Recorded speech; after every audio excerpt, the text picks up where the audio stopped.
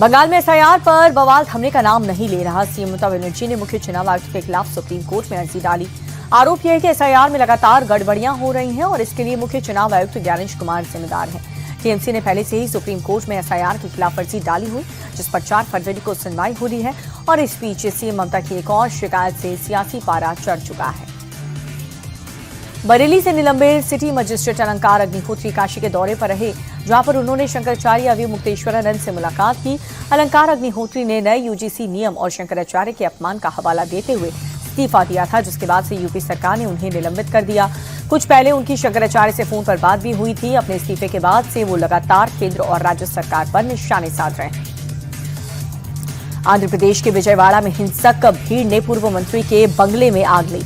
राज्य की सत्ता पर काबिज टीडीपी के कार्यकर्ताओं पर हमले का आरोप है और एक दिन पहले भी वाईएसआरसीपी नेता अंबाती रामबाबू पर हमला हुआ था, जिसके बाद से आज हुई घटना के विपक्षी नेताओं की सुरक्षा पर सवाल खड़े कर दिए।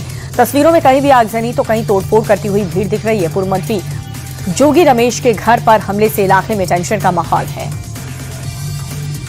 यूजीसी के नए नियम पर सुप्रीम कोर्ट से रोक के बाद भी संग्राम थमा नहीं है। राजस्थान के जयपुर में सर्व समाज के बैनर तले बड़ी संख्या में प्रदर्शनकारी सीएम आवास का घेराव करने निकले, लेकिन शहीद स्मारक पर ही पुलिस ने उन्हें रोक दिया और इस दौरान दोनों ओर से झड़प भी देखने को मिली।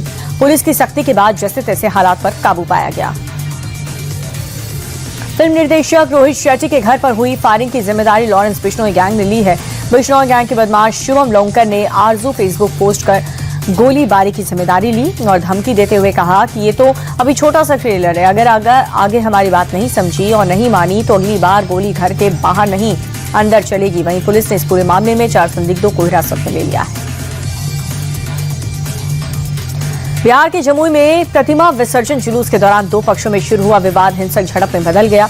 दोनों पक्ष एक दूसरे पर लाठी डंडों से वार करने लगे। दरअसल जुलूस में शामिल लोग इसी बात को लेकर के आपस में भिड़ गए और जब पुलिस झगड़े को शांत कराने पहुंची तो उपद्रवियों ने धक्का मुक्की करना शुरू कर दिया, जिसके बाद से पुलिस ने लाठी चार्ज करके लोगों को खदेड़ा। जुलूस में शामिल लोग इधर उधर भागने लगे, जिससे पूरे बाजार में अफरा तफरी का माहौल बन गया। मारपीट में कई लोग और पुलिसकर्मी भी घायल हुए हैं।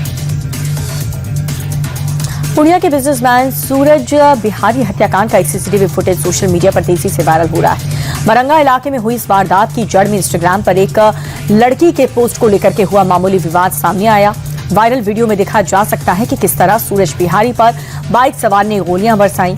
जब तक उन्हें अस्पताल पहुंचाया जाता तब तक उनकी मौत हो जाती है। पुणे के सांसद पप्पू यादव ने पुलिस पर गंभीर आरोप लगाए। उन्होंने दावा यह किया कि पुलिस की लापरवाही के कारण ही ये घटना हुई है। उत्तर प्रदेश के मऊ में दबंगों ने ऐसा कहर बरपाया जिसने खाकी की साख पर ही सवाल खड़े कर दिए।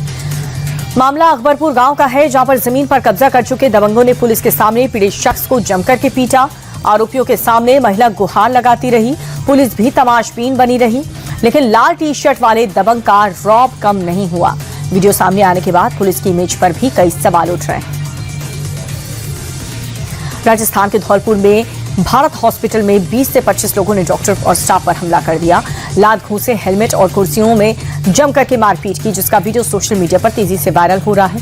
दरअसल डिलीवरी के बाद महिला की तबीयत बिगड़ी, डॉक्टर्स ने आगरा रेफर कर दिया और बाद में जयपुर में भी इलाज हुआ, लेकिन महिला की मौत हो गई। अंतिम संस्कार करने के बाद गुस्साए परिवार वाले फिर से अस्पताल पहुंचे, डॉक्टर्स के साथ मारपीट की। पुलिस ने केस दर्ज करके 6 लोगों को हिरासत में ले लिया है। मध्य प्रदेश के इंदौर में तेज रफ्तार का कहर देखने को मिला। थार चालक ने जमकर के तांडव मचाया। कार में सवार युवक शराब के नशे में वाहन चला रहा था। उनकी लापरवाही के कारण न केवल सड़क पर चल रहे लोग जान खतरे में पड़ी, बल्कि पार्किंग में घुसकर कई गाड़ियां क्षतिग्रस्त कर टक्कर मारने के बाद थार चालक भागने की फिराक में था, लेकिन आवाज सुनकर के मौके पर पहुंचे आसपास के लोगों ने ड्राइवर की जमकर धुनाई कर दी। मौके पर पहुंची पुलिस ने आरोपी चालक को हिरासत में ले लिया। गुजरात के हाईवे पर हर तरफ आग ही आग नजर आई। तस्वीरें हालोल वडोदरा रोड की है, जहां पर प्लास्टिक के सामने से लदे ट्रक में अचानक से आग लग गई और आग लगने से ट्रक में रखा सारा सामान पिघलकर सड़क पर गिर गया, जिससे ये आग आधा किलोमीटर तक फैल गई। सुरक्षा के लिहाज से पूरे रूट को बंद कर दिया गया और इस घटना के बाद से इलाके में अफरा तफरी मच गई।